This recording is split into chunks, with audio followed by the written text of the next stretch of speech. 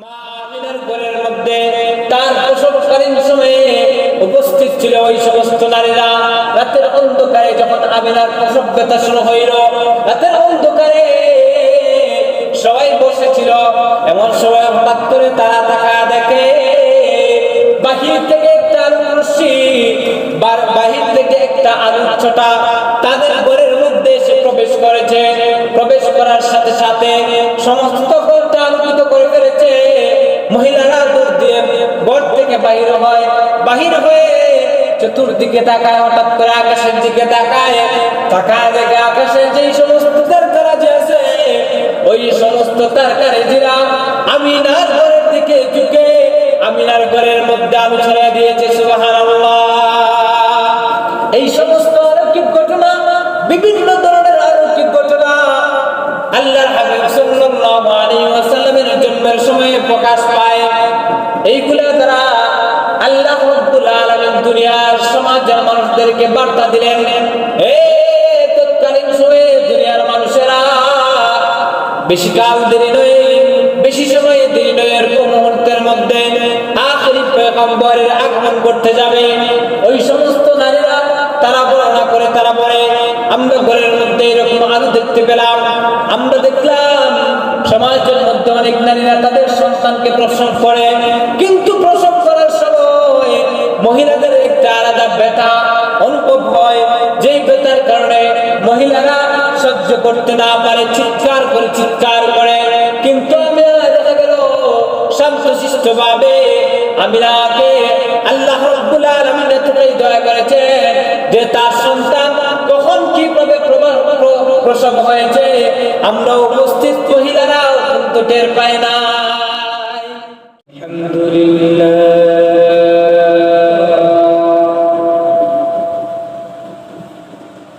الحمد لله نحمده ونستعينه ونستغفره ونؤمن به ونتوكل عليه ونعوذ بالله من شرور أنفسنا ومن سيئات أعمالنا.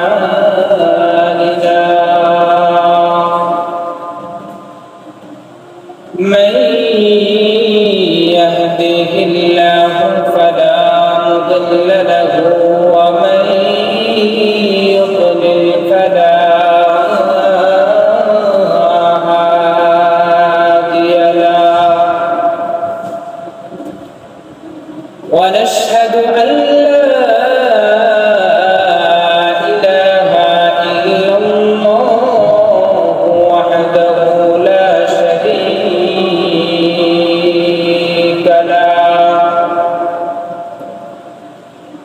ونشهد أن سيدنا سندنا وحبيبنا وحبيب ربنا وطبيبنا وطبيب قلوبنا ومولانا محمدا عبده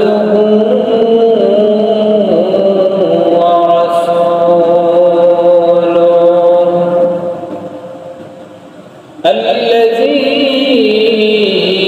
أرسله بالحق بشيرا ونذيرا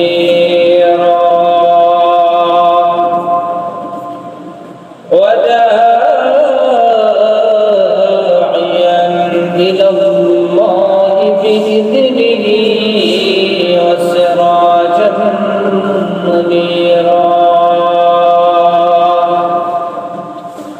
أما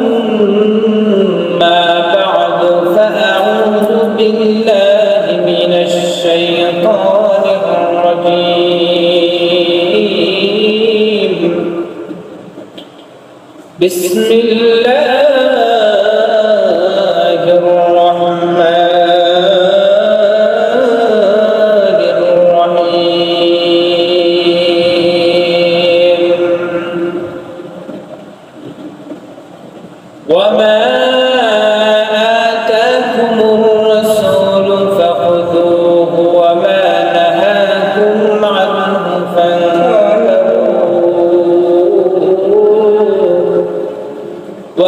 فاتقوا الله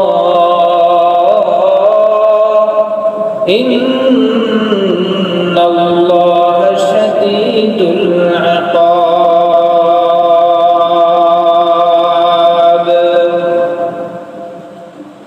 وعن أبي قتادة رضي الله تعالى عنه أن رسول الله صلى الله عليه وسلم سئل عن صوم الاثنين فقال فيه ولدت وفيه أنزل علي أو كما قال النبي عليه الصلاة والسلام. صدق الله مولانا العظيم وصدق رسوله النبي الكريم ونحن على ذلك من الشاهدين والشاكرين والذاكرين والحمد لله رب العالمين.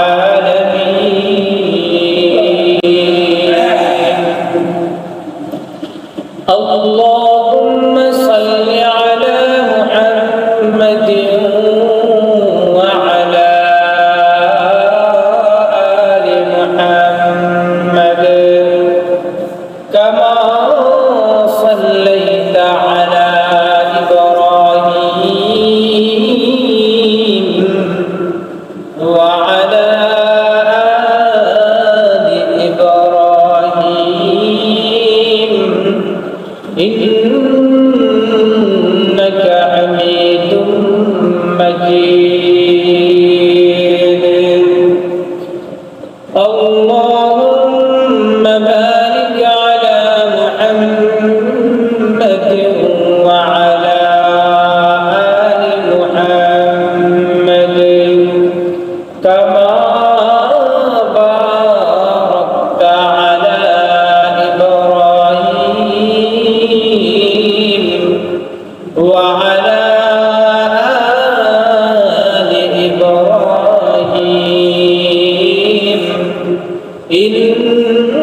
إنك حميد مجيد. بلغ العلا بكماله كشف الدجى بجماله حسنت جميع خصاله.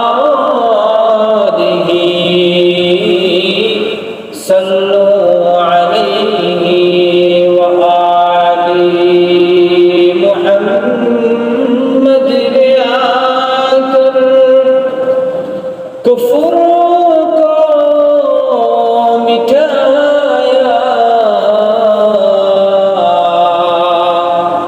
کفر کو مٹا کر صداقت بتایا. بلغ العلا بكماله كشف الدجى بجماله حسنت جميع خصاله. صلوا عليه وآله. لا إله إلا الله لا إله إلا الله لا إله إلا الله لا إله إلا الله. سبحان الله الحمد لله لا إله إلا الله لا إله إلا الله لا إله إلا الله. ذكر کرو بے صبح شام ذکر تبر جب تمہاری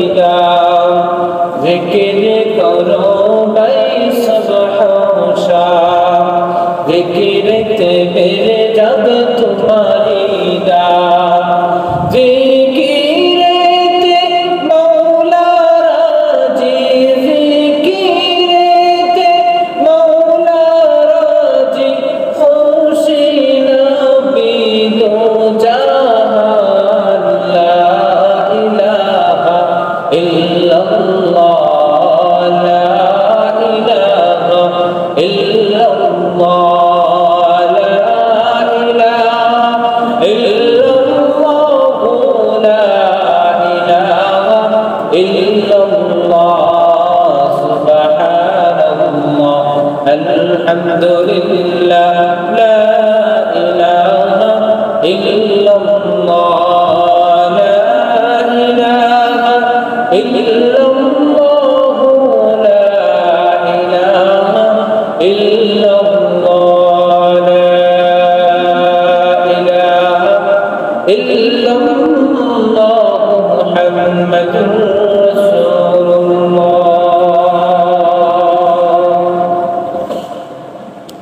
আলহামদুলিল্লাহ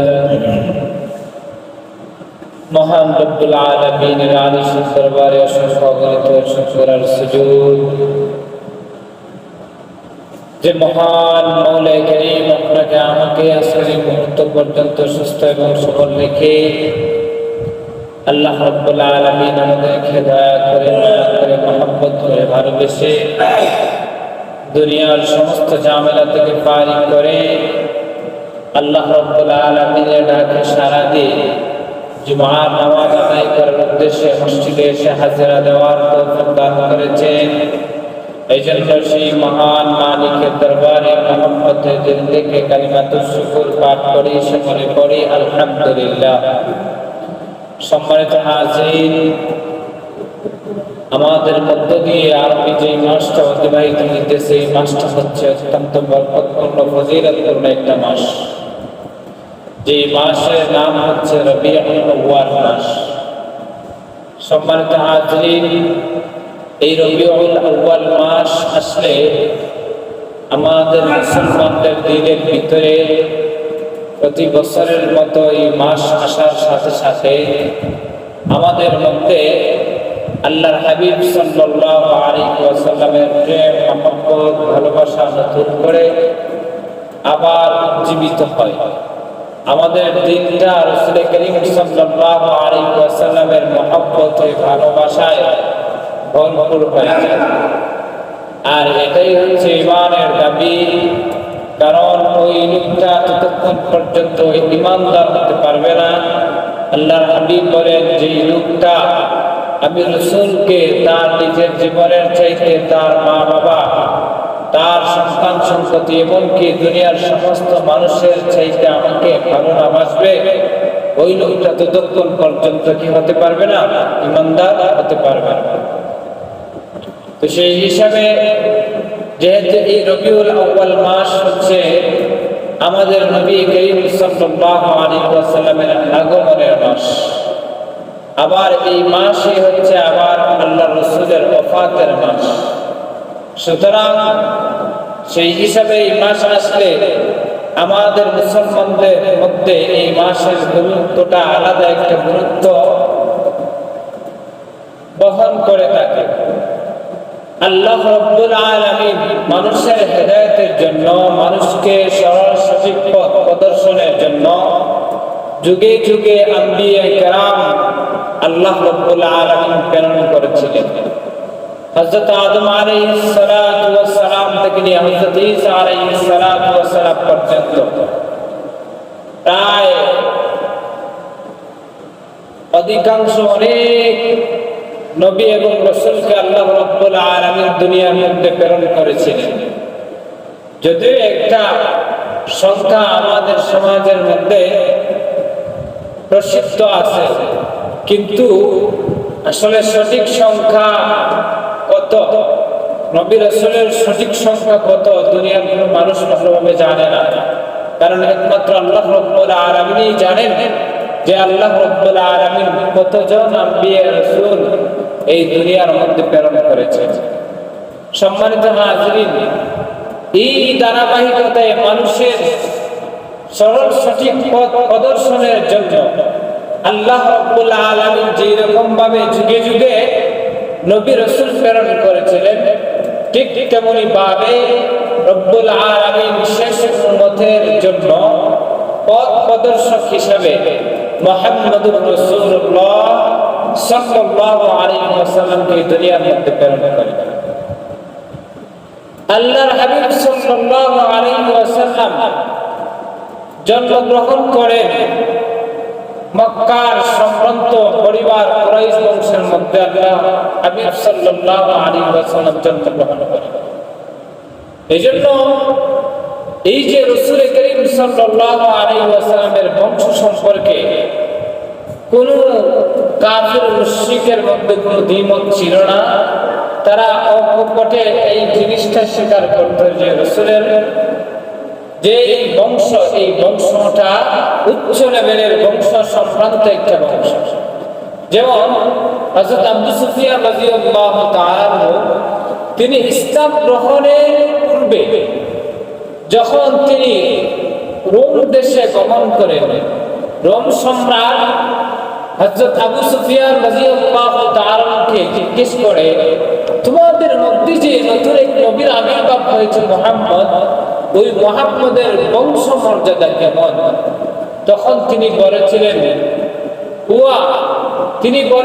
হুয়া যাতা মানসাবিন হুয়া যাতা নাসাবিন, যে তার বংশটা হচ্ছে উচ্চ লেভেলের বংশ, তার বংশটা হচ্ছে মর্যাদাপূর্ণ একটা বংশ। তখন হিরাক্লিয়াস সে বলেছিল, রোম সম্রাট সে বলেছিল যে পূর্বেকার যত আম্বিয়ে কেরাম দুনিয়ার মধ্যে আগমন করেছিলেন, সমস্ত আম্বিয়ে কেরামই এরকম সম্ভ্রান্ত পরিবার থেকে, সম্ভ্রান্ত বংশ থেকে আবির্ভাব হয়েছিলেন। সম্মানিত আবু সুফিয়ান, যিনি তখনকার সময় কাফির ছিলেন, নবী করিম সাল্লাল্লাহু আলাইহি ওয়াসাল্লামের ঘোর বিরোধী ছিলেন, সেই সময় তিনি স্বীকার করেছেন যে রাসূলের বংশটা হচ্ছে একটা সম্ভ্রান্ত বংশ। যে আরবের মক্কার সেই যে কুরাইশ বংশ তৎকালীন সময়ে সম্ভ্রান্ত বংশ হিসেবে প্রসিদ্ধ ছিল, সেই সম্ভ্রান্ত পরিবারে, সেই সম্ভ্রান্ত বংশে আল্লাহ রাব্বুল আলামিন তার হাবিব মুহাম্মদুর রাসূলুল্লাহ সাল্লাল্লাহু আলাইহি ওয়াসাল্লামকে প্রেরণ করেছেন। সম্মানিত হাজিরিন, আল্লাহ রাব্বুল আলামিন আম্বিয়ে কেরাম যেই বংশ থেকে আবির্ভাব হয়েছেন, বিশেষ করে আমাদের নবী করিম সাল্লাল্লাহু আলাইহি ওয়াসাল্লাম যেই বংশ থেকে আবির্ভাব হয়েছেন, ওই বংশ থেকে নিয়ে আদম আলাইহিস সালাতু ওয়াস সালাম পর্যন্ত যত বংশের পরম্পরা ধারাবাহিকতা আছে, আল্লাহর হাবিব বলেন যে কোন বংশের মধ্যে এমন কোন নারী পুরুষ ছিল না যারা ব্যভিচারী ছিল, ব্যভিচারী কোন নারী পুরুষ ছিল না। আল্লাহ রাব্বুল আলামিন কুদরতিভাবে তাদেরকে হেফাজত করেছেন, কারণ তিনি এমন ঔরস থেকে, এমন বংশ থেকে আল্লাহর হাবিবকে দুনিয়ার মধ্যে প্রেরণ করতে চান যেই বংশের মধ্যে কোন ধরনের কলঙ্ক থাকতে পারে না, কোন কালেমা লেখন থাকতে পারে না। আল্লাহ রাব্বুল আলামিন দুনিয়ার শুরু লগ্ন থেকে নিয়ে আল্লাহর হাবিব সাল্লাল্লাহু আলাইহি ওয়াসাল্লাম পর্যন্ত এই যে তার বংশ পরম্পরাকে হেফাজত করেছে। শুধু তাই নয়, এই যে আল্লাহর হাবিব সাল্লাল্লাহু আলাইহি ওয়াসাল্লামের বাবা ছিলেন আব্দুল্লাহ, হযরত আব্দুল্লাহ থেকে নিয়ে হযরত আদম আলাইহিস সালাতু ওয়াস সালাম পর্যন্ত বাবাদের যে একটা ধারাবাহিকতা পরম্পরা, ওই বাবাদের চরিত্রকে আল্লাহ রাব্বুল আলামিন নিজ কুদরতে হেফাজত করেছিলেন। তাদের আখলাক ছিল উত্তম আখলাক, তাদের চরিত্র ছিল সুন্দর চরিত্র, সমাজের মধ্যে তারা ভালো আখলাকওয়ালা ছিলেন, সমাজের মধ্যে সুন্দর চরিত্রের অধিকারী ছিলেন। কখনো তাদের চরিত্রের মধ্যে কোন ধরনের কমতি ছিল না। সম্মানিত হাজিরিন, হযরত আদম আলাইহিস সালাতু ওয়াস সালামের একজন পুত্র ছিলেন হযরত শীস আলাইহিস সালাতু ওয়াস সালাম।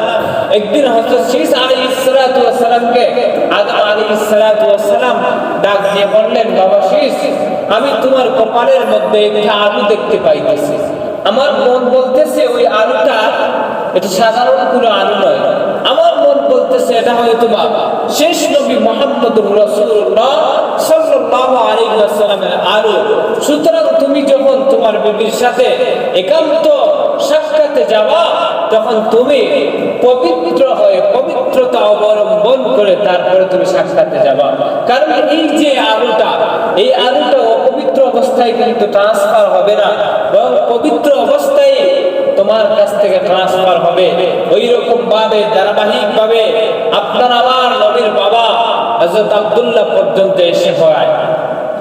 হযরত আব্দুল্লাহ কিতাবের মধ্যে লেখা হয় আল্লাহর হাবিবের বাবা এতটাই নম্র ভদ্র উত্তম চরিত্রের অধিকারী ছিলেন যে সমাজের মধ্যে সবাই তাকে আলাদা চোখে দেখত। যেই রকম ভাবে নবীজির আখলাক সম্পর্কে কারো কোনো দ্বিমত নাই, কাফের মুশরিকরা পর্যন্ত নবীজির আখলাকের প্রশংসা করত, ঠিক তদ্রূপ ভাবে তৎকালীন সময়েও হযরত আব্দুল্লাহর আখলাকের প্রশংসা সবাই করত। কেমন আখলাক ছিল কিতাবের মধ্যে পাওয়া যায়।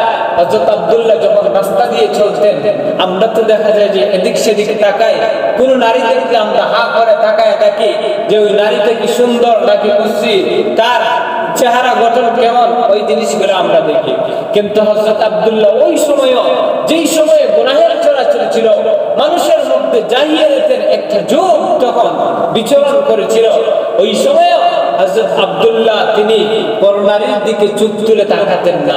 রাস্তায় যখন হাঁটতেন একদম নিচু হয়ে হাঁটতেন, একদম চোখটা নজরের হেফাজত করে চোখটা নিচের দিক দিয়ে তিনি চেয়ে চেয়ে তারপরে রাস্তা অতিক্রম করতেন। ওই তার ফ্যামিলির মধ্যে একজন নারী ছিল, যেই নারী তাওরাত ইনজিলের কিতাবের শিক্ষা তার মধ্যে ছিল। সে জানতো যে কুরাইশ বংশ থেকে আখেরি পয়গম্বরের আগমন ঘটবে, আর যার ঔরস থেকে জন্মগ্রহণ করবে তার কপালের মধ্যে আল্লাহ রাব্বুল আলামিন আলাদা একটি নূর দিবেন। ওই নূরটা সব সময় তার কপালের মধ্যে চমকাইতে থাকবে। যেই মহিলা ওই নূরটার সাথে বিবাহ বন্ধনে আবদ্ধ হতে পারবে, ওই মহিলার গর্ভে আল্লাহ রাব্বুল আলামিন ওই নূরটাকে ট্রান্সফার করে দিবেন। সম্মানিত হাজির, তো ওই মহিলা যেহেতু তাওরাতের ব্যাপারে বিশেষজ্ঞ ছিল, পারদর্শী ছিল, ইনজিল সম্পর্কে তার জ্ঞান ছিল, এইগুলো সে পাইছে আখেরি পয়গম্বরের এই যে বিষয়গুলো, এইগুলো সে আগে থেকেই জানছে। কারণ পূর্ববর্তী যে আসমানি কিতাব, ওইগুলাতে আল্লাহ রাব্বুল আলামিন তার আখেরি পয়গম্বরের আবির্ভাবের তিনি সুসংবাদ দিয়েছিলেন, বর্ণনা দিয়েছিলেন। সম্মানিত হাজির, ওই নারী যে মুহূর্তে দেখলো যে আব্দুল্লাহর কপালের মধ্যে আলাদা একটি নূর চমকাইতে দেখা যায়, সে তার সময় আব্দুল্লাহর রাস্তা আটকে দাঁড়াইতে। হযরত আব্দুল্লাহ তিনি চলে বলে কৌশলে ওই মহিলার রাস্তা এড়িয়ে তিনি পলায়ন করতেন। তিনি তার হাত থেকে রেহাই পাওয়ার জন্য এদিক সেদিক ছুটাছুটি করে তার কাছ থেকে তিনি চলে আসতেন। এইরকম ভাবে চলতে থাকে হঠাৎ করে একদিন আব্দুল্লাহ রাস্তা দিয়ে হেঁটে যাইতেছেন, এমন সময় দেখা যায় যে ওই মহিলা আর ডিস্টার্ব করে না, এখন আর ওই রকম ভাবে ডিস্টার্ব করে না। কিছুদিন পরে রাস্তার মধ্যে আবার ওই মহিলার সাথে দেখার পর দেখা যায় মহিলা এক সাইডে দাঁড়ায় আছে, আগের মতো ওই রকম ডিস্টার্ব করে না। হযরত আব্দুল্লাহ মহিলাকে ডাক দিয়ে বলেন, মহিলা কি ব্যাপার, তুমি তো আগে আমি আব্দুল্লাহকে দেখার সাথে সাথে আমাকে ডিস্টার্ব করতা, আমার পথ রুদ্ধ করে তুমি দাঁড়াইতা, আমাকে রাস্তায় বাধা দিতা, আজকে তুমি এমন ভাবে, অনেকদিন থেকে তোমাকে দেখি না, তুমি আজকে আমাকে দেখার পরও রাস্তার এক সাইডে দাঁড়িয়ে আছে, কারণটা কি? তখন ওই মহিলা ডাক দিয়ে বলে, আব্দুল্লাহ তুমি তো জানো না আমি কি জন্য তোমার রাস্তা আটকে দাঁড়াইতাম, কারণ আমি তোমার কপালের মধ্যে এমন একটা নূর দেখতাম, যেই নূরটা তোমার কপাল থেকে সবসময় চমকাইতো। আমার মন বলছিল হয়তো এই নূরটা আর কিছু নয়, এটাই হলো আখেরি পয়গম্বর মুহাম্মদুর রাসূলুল্লাহ সাল্লাল্লাহু আলাইহি ওয়াসাল্লামের নূর। তাই আমার মন বাসনা ছিল যে অবৈধ ভাবে হলেও তোমার সাথে আমি মিলামেশা করে আমি আমার ওই নূরটা তোমার কপাল থেকে আমার রেহেমের মধ্যে আমি ট্রান্সফার করতে চেয়েছিলাম, কিন্তু আজকে তোমার কপালের মধ্যে ওই নূরটা আমি দেখতে পাইতেছি না। আব্দুল্লাহ তুমি কি বিয়ে করেছো নাকি? আব্দুল্লাহ বললেন, হ্যাঁ আমি তো বিয়ে করেছি। তুমি কিভাবে জানলা? আমি ওইভাবে জানলাম, আজকে তোমার কপালের মধ্যে ওই নূরটা দেখতে পাইতেছি না, সুতরাং আমার ধারণা হইল তুমি বিবাহ করেছো, তোমার ওয়াইফের রেহেমের মধ্যে মা আমিনার গর্ভের মধ্যে এই যে নূর মুহাম্মদী সাল্লাল্লাহু আলাইহি ওয়াসাল্লামের যে জ্যোতি আলোক রশ্মি, ওইখানে আল্লাহ রাব্বুল আলামিন ট্রান্সফার করে গিয়েছিলেন। এই যে আব্দুল্লাহ, এই মহিলা কতভাবে তার সাথে খারাপ মেলামেশা করার জন্য তাকে উত্তপ্ত করত, বিরক্ত করত, তবুও তিনি খারাপ কাজে কি হন নাই, লিপ্ত হন নাই। কারণ আল্লাহ রাব্বুল আলামিন নিজ হাতে হেফাজত করেছিলেন। মা আমেনার চরিত্র তো ছিল আরো মর্যাদাপূর্ণ। মা আমেনা ওয়াহাবের সন্তান ছিলেন, ওয়াহাবের মেয়ে ছিলেন। আল্লাহর হাবিবের দাদা আব্দুল মুত্তালিব, যার নাম ছিল শায়বাতুল হামশায়বা, যিনি পরবর্তীতে আব্দুল মুত্তালিব নামে সমাজের মধ্যে প্রসিদ্ধি লাভ করেছিলেন। এখানেও একটি ইতিহাস আছে।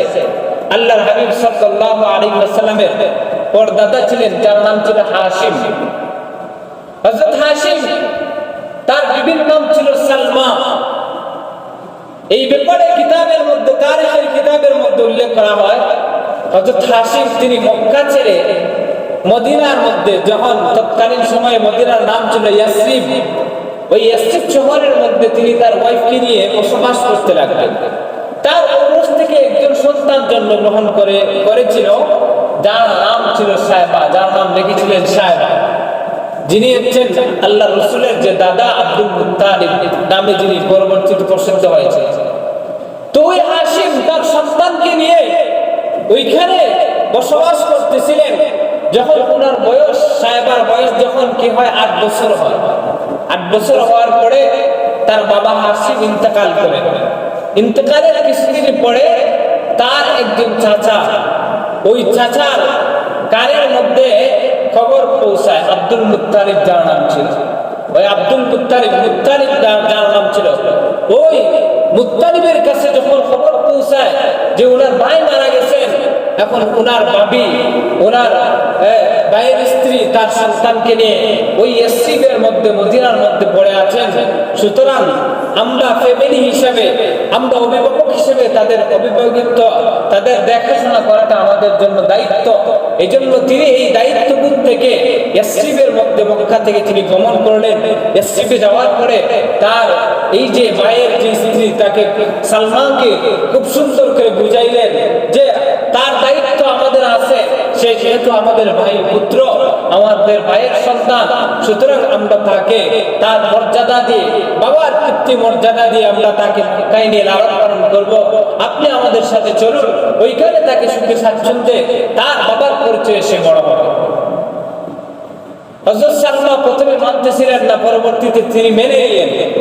মেনে নেওয়ার পরে মুত্তালিবের সাথে তিনি মক্কার মধ্যে প্রত্যাবর্তন করলেন। মক্কার মধ্যে যখন আসলেন, তৎকালীন সময়ে কিন্তু দাসবাদীর প্রচলন ছিল। মক্কার লোকেরা মনে করেছিল ওই যে ছোট্ট বালক সায়বা, তারা মনে করেছিল এই সায়বা মনে হয় মুত্তালিবের গোলাম, মুত্তালিবের দাস, হয়তো এই ছোট্ট বাচ্চাটাকে দাস হিসেবে ক্রয় করে আনছিলেন। মূলত তিনি কি ছিলেন না, মুত্তালিবের দাস ছিলেন না, বরং তার ভাইয়ের সন্তান ছিলেন।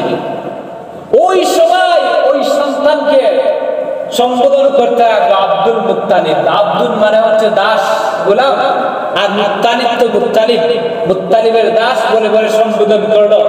ওই যে তার যে আসল নাম, ওই দিন থেকে বাদ পড়ে গিয়েছিল যে তার নাম ছিল সায়বা।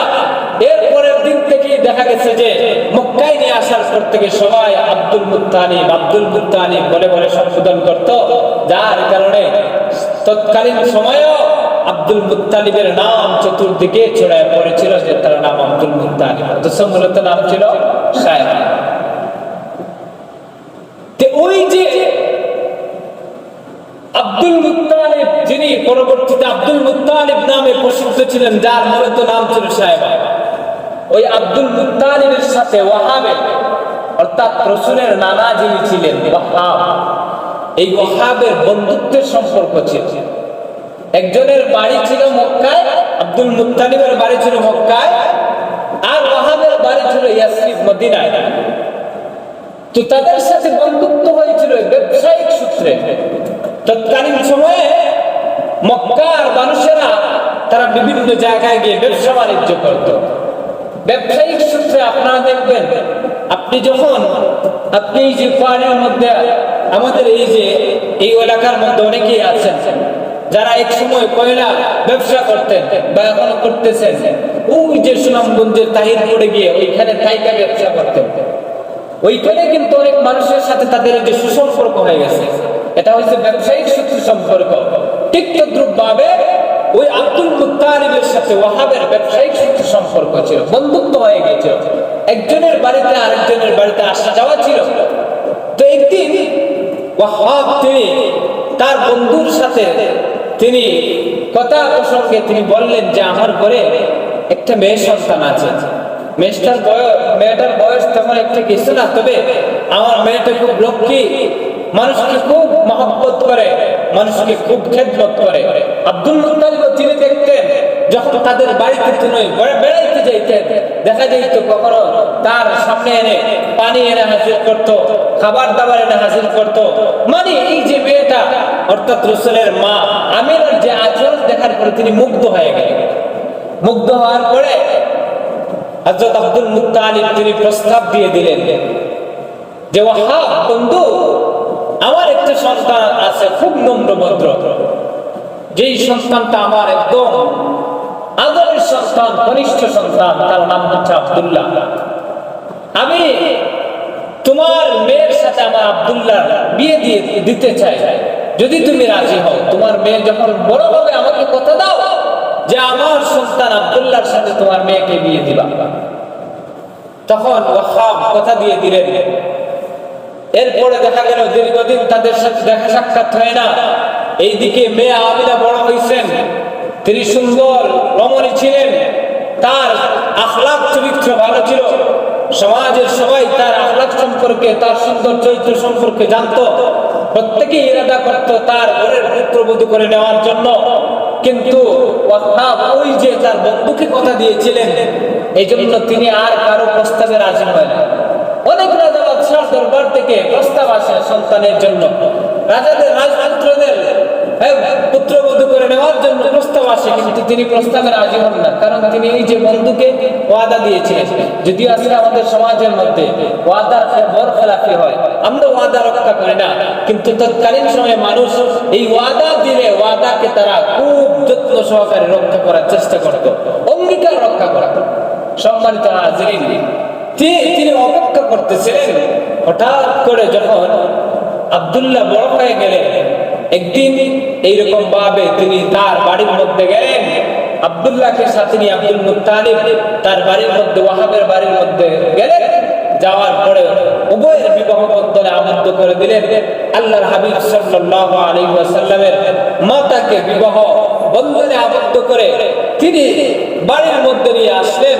বাড়ির মধ্যে নিয়ে আসার পরে আল্লাহ রাব্বুল আলামিন হযরত আব্দুল্লাহ থেকে ওই যে নূরে মুহাম্মাদি রাসূল করিম সাল্লাল্লাহু আলাইহি ওয়াসাল্লামের যে আলোকরশ্মি, ওই নূরটা আল্লাহ রাব্বুল আলামিন মা আমিনার গর্ভের মধ্যে, রহমের মধ্যে ট্রান্সফার করে দিলেন। মা আমিনা যখন তিনি অন্তঃসত্ত্বা হয়ে পড়লেন, তখন তার দাদা যে আব্দুল মুত্তালিবের একজন দাসী ছিল উম্মে আয়মান। ওই উম্মে আয়মানকে আমিনার সেবা যত্ন করার জন্য তিনি নিযুক্ত করলেন। তিনি উম্মে আয়মানকে বললেন যে এখন থেকে তুমি আমার পুত্রবধূ, আমার আদরের দুলালী আমিনার দেখাশোনা করবা, তার পানির প্রয়োজন হলে পানি দিবা, খাবারের প্রয়োজন হলে খাবার দিবা, আমার পুত্রবধূ যেন কোনো মতো কষ্ট না পায়, তুমি সব দিক দিয়ে তার খেয়াল যত্ন করবা, সেবা যত্ন করবা। সম্মানিত হাজিরিন, তো ওই উম্মে আয়মান আমিনার খেদমত করতে চায়, কিন্তু আমিনা তিনি খেদমত নিতে রাজি না। তিনি দেখা যায় পানির প্রয়োজন হলে নিজেই তিনি পেয়ালার মধ্যে পানি ঢেলে পান করেন, খাবার দাবারের প্রয়োজন হলে নিজেই বাদ করে নিজেই খাবার দাবার প্লেটের মধ্যে নিয়ে তিনি খাওয়া শুরু করেন। আব্দুল মুত্তালিবের কাছে অভিযোগ দেন উম্মে আয়মান, মনিব আপনি তো আমাকে আমিনার খেদমতের জন্য দিয়েছিলেন, কিন্তু আমিনা তো আমার কাছ থেকে কোন ধরনের খেদমত নিতে চায় না। কিতাবের মধ্যে লেখা হয় মা আমিনা এইরকম ভাবে তিনি দিন বাদ করতেছিলেন। এই যে আল্লাহর হাবিব সাল্লাল্লাহু আলাইহি ওয়াসাল্লাম তার মায়ের পেটের মধ্যে 6 মাসের সন্তান, তার মায়ের পেটের মধ্যে 6 মাসের বাচ্চা। এমন সময় আব্দুল মুত্তালিবের ফ্যামিলির মধ্যে দুর্ভিক্ষ দেখা দিল। যেই রকম ভাবে যে আমাদের আমরা বুঝার পরেও কয়েকবার দেখছি দুর্ভিক্ষ দেখা দিচ্ছে। এই যে বেশি দিন আগে না, আমার এখনো মনে পড়ে যখন আমরা লেখাপড়ায় ছিলাম, অনেক মানুষ দেখা গেছে বা কিনে খাওয়ার মতো সামর্থ্য ছিল না, রুটি খেয়ে 3 বেলা রুটি খেয়ে বাঁচছে। আর আপনারা এখানে যারা মুরব্বী আছেন তারা তো এরকম বারবার দেখেছেন যে সমাজের মধ্যে, দেশের মধ্যে দুর্ভিক্ষ দেখা দেয়।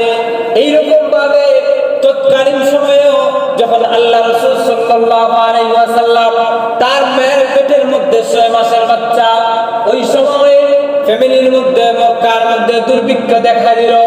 চতুর্দিকে মানুষ হাহাকার করতেছে, খাওয়ান দাওয়ানের তেমন কোনো ব্যবস্থা করা নাই। এই সময় তার দাদা আব্দুল মুত্তালিব তার সন্তান আব্দুল্লাহকে বললেন, আব্দুল্লাহ, যেহেতু আমাদের ফ্যামিলির মধ্যে দুর্ভিক্ষ দেখা দিচ্ছে, সুতরাং তুমি চলে যাও ব্যবসার জন্য সিরিয়ায়, মদিনার মধ্যে চলে যাও। মদিনার মধ্যে গিয়ে, সিরিয়ার মধ্যে গিয়ে তুমি ব্যবসা করো। ব্যবসার মাধ্যমে যা কিছু আয় হবে, যা কিছু উপার্জন হবে, ওইগুলা দিয়ে আমরা পরবর্তী জীবন আমরা পার করব। বাবার কথা মোতাবেক হযরত আব্দুল্লাহ তিনি ব্যবসার উদ্দেশ্যে বাইরে হয়ে গেলেন। তখন আল্লাহর হাবিবের বয়স হচ্ছে তার মাতৃগর্ভে 6 মাস বয়স। বাবার আদেশ মোতাবেক তিনি যখন মদিনার উদ্দেশ্যে, সিরিয়ার উদ্দেশ্যে রওনা দিলেন, প্রতিমধ্যে হযরত আব্দুল্লাহ ইন্তেকাল হয়ে যায়। খবর আসে আব্দুল্লাহর ইন্তেকাল হয়ে গেছে। আল্লাহর হাবিব সাল্লাল্লাহু আলাইহি ওয়াসাল্লামের মাতৃগর্ভে বয়স ছিল মাত্র 6 মাস। ওই 6 মাস বয়সে আল্লাহর হাবিব তার বাবাকে হারান।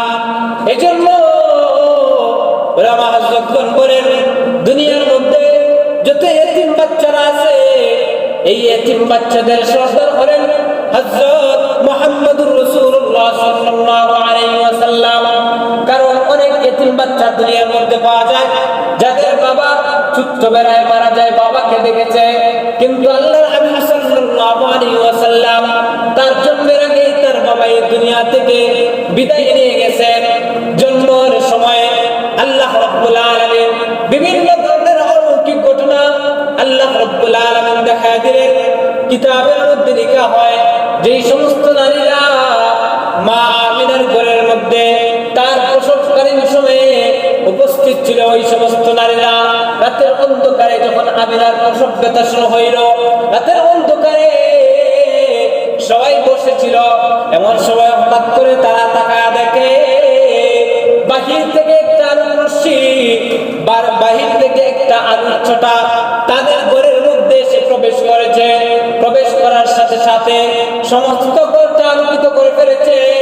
মহিলারা দৌড় দিয়ে ঘর থেকে বাহির হয়ে চতুর্দিকে তাকায়, হঠাৎ করে আকাশের দিকে তাকায় দেখে আকাশের যেই সমস্ত তারকারাজি আছে, ওই সমস্ত তারকারাজিরা আমিনার ঘরের দিকে ঝুঁকে আমিনার ঘরের মধ্যে আলো ছড়িয়ে দিয়েছে। সুবহানাল্লাহ।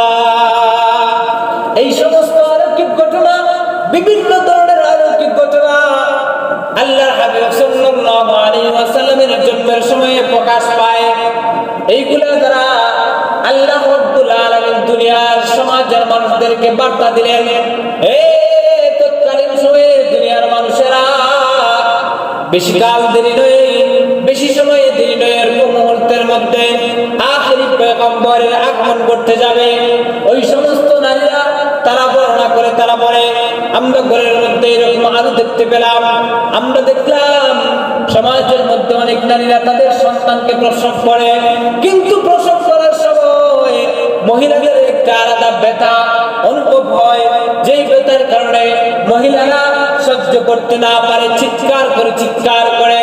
কিন্তু আমি দেখা গেল শান্তশিষ্ট ভাবে আমিনাকে আল্লাহ রাব্বুল আলামিন এতটাই দয়া করেছেন যে তার সন্তান কখন কিভাবে প্রসব হয়েছে আমরা উপস্থিত মহিলারা কিন্তু টের পায় নাই, কেউ টের পায় নাই।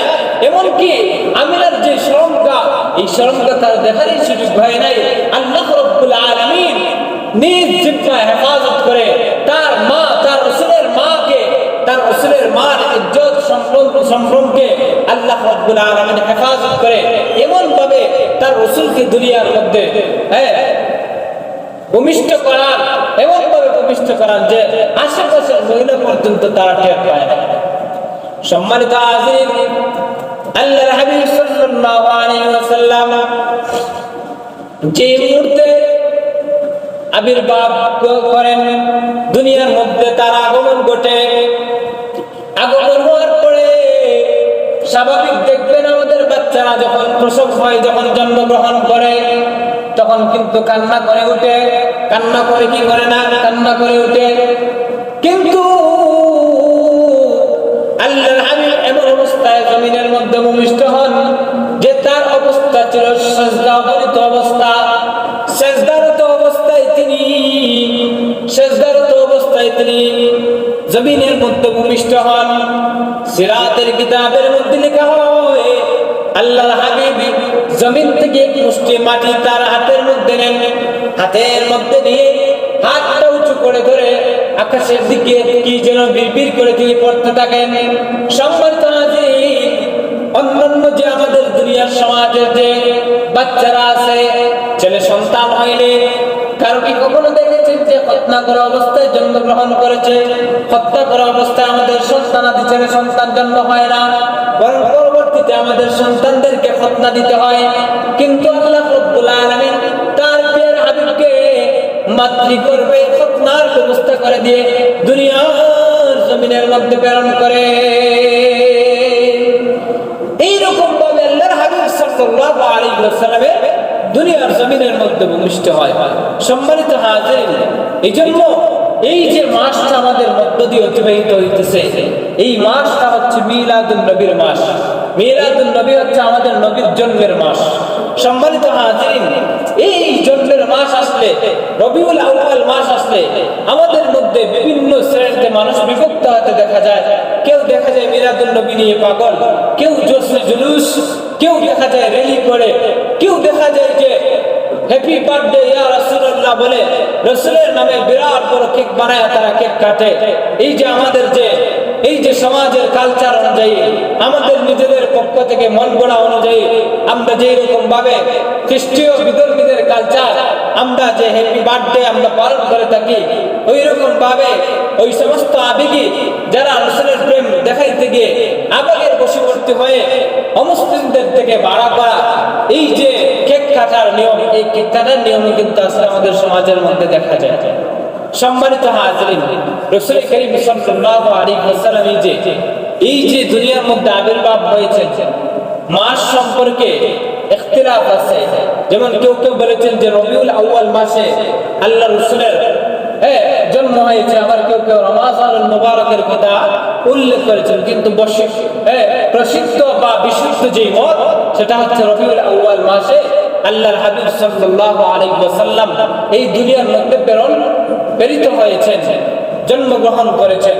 আবার তারিখের ব্যাপারেও মতভেদ পাওয়া যায়, বেশ মতভেদ পাওয়া যায়। কেউ বলেছেন যে আল্লাহর হাবিব রবিউল আউয়ালের 2 তারিখ জন্মগ্রহণ করেছেন, কেউ 8 তারিখের কথা বলেছেন, কেউ 10 তারিখের কথা বলেছেন, কেউ 12 তারিখের কথা বলেছেন। সম্মানিত হাজিরিন, এই মতভেদ, এই যে এতটুকু মতভেদ, এই মতভেদ বা আসার পিছনে কারণটা কি?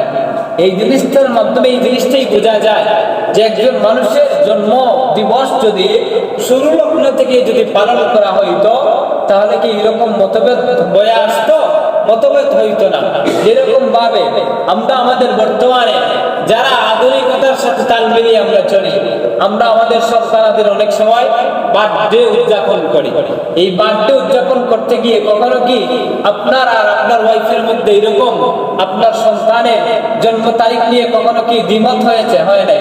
কারণ ওই যে সন্তান জন্মগ্রহণ করার সাথে সাথে আপনি এবং আপনার ওয়াইফ এমনকি আপনার ফ্যামিলির সবাই ওই যে একটা তারিখ নির্ধারণ করে রেখেছে, আর ওই তারিখ আসলেই আপনারা যে আপনাদের সন্তানের যে বার্থডে উদযাপন করেন, যার কারণে ওই তারিখ সম্পর্কে আপনার মধ্যেও কোনো ধরনের মতবিরোধ দেখা দেয় না, আপনার ওয়াইফের মধ্যে কোনো ধরনের মতবিরোধ দেখা দেয় না। সুতরাং এই জিনিসটা বোঝা গেল যে আপনার আমার সন্তান জন্মগ্রহণ করার পরে আমরা ওই জিনিসটা পালন করার কারণে, তার জন্মদিবস পালন করার কারণে আমরা দেখা যায় আমাদের মধ্যে তারিখ নিয়ে মতবিরোধ দেখা যায় না। ঠিক তদ্রুপভাবে এই যে রাসূল করিম সাল্লাল্লাহু আলাইহি ওয়াসাল্লামের জন্মদিবস যদি সাহাবায়ে কেরামরা পালন করতেন, তাহলে কিন্তু এই যে রাসূলের জন্ম তারিখ নিয়ে কিন্তু সমাজের মধ্যে বা এই যে মুয়াজ্জিনদের মধ্যে এতটা মতভেদ দেখা দিত না।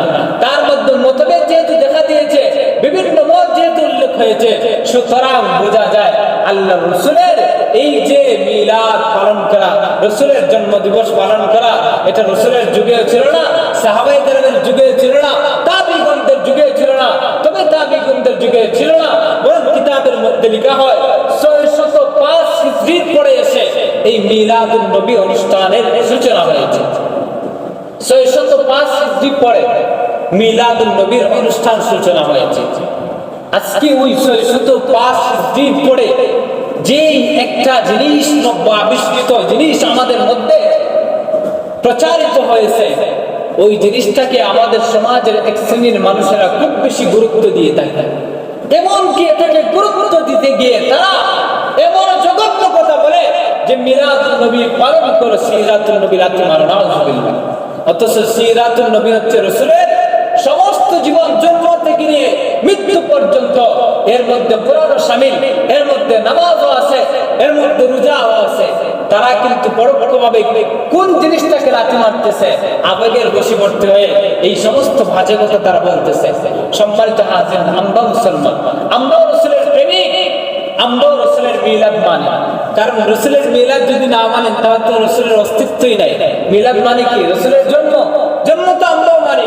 রাসূলের জন্ম সংক্রান্ত বৃত্তান্ত আলোচনা নিঃসন্দেহে এটা রকম ইবাদতের মধ্যে শামিল। এজন্য আপনাদের সামনে এই যে রাসূলের বংশমর্যাদা, রাসূলের যে জন্ম সংক্রান্ত আমি আলোচনা করলাম কেন, এগুলো অবশ্যই আমাদের জন্য শোনা বলা, এগুলো ইবাদতের নফল ইবাদতের মধ্যে শামিল। কিন্তু এই যে মিলাদ, এটা হচ্ছে আলোচনার বিষয়, এটা আমল করার কোনো বিষয় নয়, আমলীয় বিষয় নয়।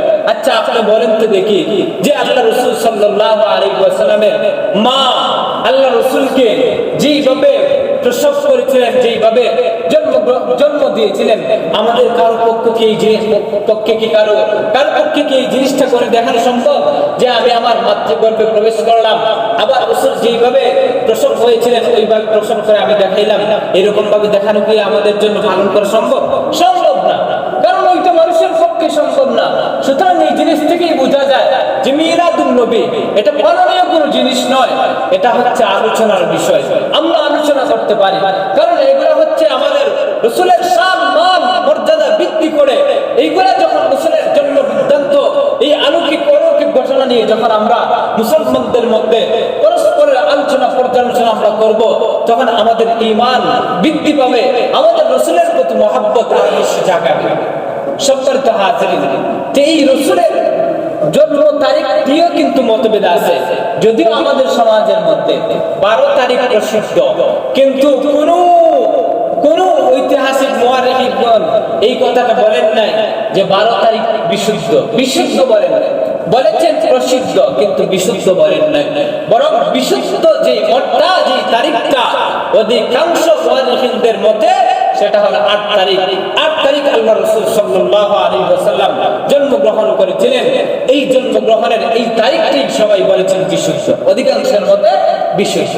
সম্মানিত হাজির, এবার দেখা যায় যে আল্লাহ রাসূলের জন্মের বার সম্পর্কে কিন্তু ইখতিলাফ নাই, কারণ জন্মের বার সম্পর্কে সহিহ riwayat এসেছে। হাদিসে পাকের মধ্যে লেখা হয় এসেছে, হযরত আবু কাতাদা রাদিয়াল্লাহু তাআলা থেকে বর্ণিত riwayat, হযরত আবু কাতাদা রাদিয়াল্লাহু তাআলা আল্লাহ রাসূল সাল্লাল্লাহু আলাইহি ওয়াসাল্লামকে জিজ্ঞেস করলেন, ইয়া রাসূলুল্লাহ, ইয়া হাবিবাল্লাহ, মাসের বছরের বিভিন্ন সময়ে আমরা আপনাকে রোজা রাখতে দেখি, কখনো দেখি আইয়ামে বীজে রোজা রাখেন, কখনো দেখি আপনি প্রত্যেক সোমবারে আপনি রোজা রাখেন। ও রাসূল, এই যে সোমবারে যে রোজা রাখেন, এই সোমবারে কেন রোজা রাখেন? আল্লাহর হাবিব সাল্লাল্লাহু আলাইহি ওয়াসাল্লাম বলেন, সাহাবা আমার জেনে রাখো, আমি দুইটা কারণে এই সোমবার দিনে রোজা রাখি। ফাকালা ফীহি উলিদতু ওয়া ফীহি উনজিলা আলাইয়া। এক নম্বর কারণ হলো ওই সোমবারে আমার জন্ম হয়েছিল। দুই নম্বর কারণ হলো ওই সোমবার দিনে আল্লাহ রাব্বুল আলামিন আমাকে নবুয়ত দিয়েছিলেন, আমার উপর ওহী নাযিল হয়েছিল। সম্মানিত হাজরিন, ওই হাদিস থেকে উলামায়ে কেরাম এই জিনিসটাই সবাই একমত যে আল্লাহর হাবিব সাল্লাল্লাহু আলাইহি ওয়াসাল্লামের জন্মের যে বারটা ছিল ওই বারটা ছিল সোমবার দিন। ও আশিকে রাসূল ভাইরা, আমরা যেহেতু আশিকে রাসূল দাবি করি, সুতরাং আমাদের জন্য করণীয় হলো মা আতাকুমুর রাসূলু ফাখুযুহু ওয়া মা নাহাকুম আনহু ফান্তাহু। আল্লাহর রাসূল জানিয়ে এসেছেন তা আমরা আঁকড়ে ধরা, আর যে জিনিস থেকে আমাদেরকে নিষেধ করছেন ওই জিনিস আমাদের ছেড়ে দেওয়া। আল্লাহর হাবিব সাল্লাল্লাহু আলাইহি ওয়াসাল্লাম তার জন্ম দিবসকে যেভাবে পালন করেছেন, আমাদের আশিক রাসূল হিসেবে আমাদের জন্য উচিত ছিল যে আমরাও সেইভাবে পালন করা। আল্লাহ রাসূল কিন্তু তার জন্ম দিবসকে বছর কেন্দ্রিক তিনি পালন করেন নাই, বরং তিনি সপ্তাহ কেন্দ্রিক পালন করেছেন। প্রত্যেক সপ্তাহে তিনি তার জন্ম দিবসকে পালন করেছেন। কিভাবে পালন করেছেন? হাদিসের মধ্যে পাওয়া যায় আল্লাহর রাসূল নফল রোজা রাখার মধ্য দিয়ে পালন করেছেন। সুতরাং আমরা যদি প্রকৃতপক্ষে যদি আমরা নিজেদেরকে আশিক রাসূল বলে দাবি করি, প্রমাণ করতে চাই, তাহলে আমাদের আশিক রাসূলের জন্য করণীয় হলো যে শুধুমাত্র যে বছরের রবিউল আউয়াল মাস আসলে ওই দিনে বাড়াবাড়ি করে আমরা রোজা রাখবো বা রাসূলের মিলাদ উদযাপন করবো এমন না, বরং আল্লাহর রাসূল যেই রকম ভাবে প্রত্যেক সোমবারে নফল রোজা রেখে আল্লাহর হাবিব সাল্লাল্লাহু আলাইহি ওয়াসাল্লাম তার নিজের পয়দা দিবসকে উদযাপন করেছেন, আমাদের আশিক রাসূলের জন্য ওই রকম ভাবে প্রত্যেক সোমবারে রোজা রেখে নফল রোজা রেখে ওই দিবসটাকে পালন করা। অথচ দেখা যায় এই আমাদের যে আশিক রাসূল ভাইরা আছেন তারা দেখা যায় ওই দিন রোজা রাখে না, বরং সমাজের মধ্যে র্যালি করার পরে মিষ্টি বিতরণ খেয়ে একজন আরেকজনের সাথে মিষ্টি ভাগাভাগি করে তারা বক্ষণ করে থাকে। অথচ আশিক রাসূল যদি প্রকৃত অর্থে প্রমাণ করতে হয়, তাহলে রাসূল যেইভাবে নফল রোজা রেখেছেন আমাদের জন্য উচিত হলো নফল রোজা রাখা। সম্মানিত হাজির, এই জন্য যেহেতু আমাদের সামনে আল্লাহ রাসূল সাল্লাল্লাহু আলাইহি ওয়াসাল্লাম, যদিও আমাদের সমাজের মধ্যে প্রসিদ্ধ 12 রবিউল আউয়াল, এই 12 রবিউল আউয়াল উপলক্ষে আমাদের সমাজের মধ্যে ইসলাম বিরোধী গর্হিত অনেক কাজ দেখা যায়। আল্লাহ রাব্বুল আলামিন যেন আমাদের সবাইকে ইসলাম বিরোধী গর্হিত কাজ থেকে, বেদাতি কাজ থেকে, বিরত থেকে সঠিকভাবে আল্লাহর দ্বীন মানার তৌফিক দান করেন। ওয়া আখির দাওয়ানা আনিল হামদুলিল্লাহ।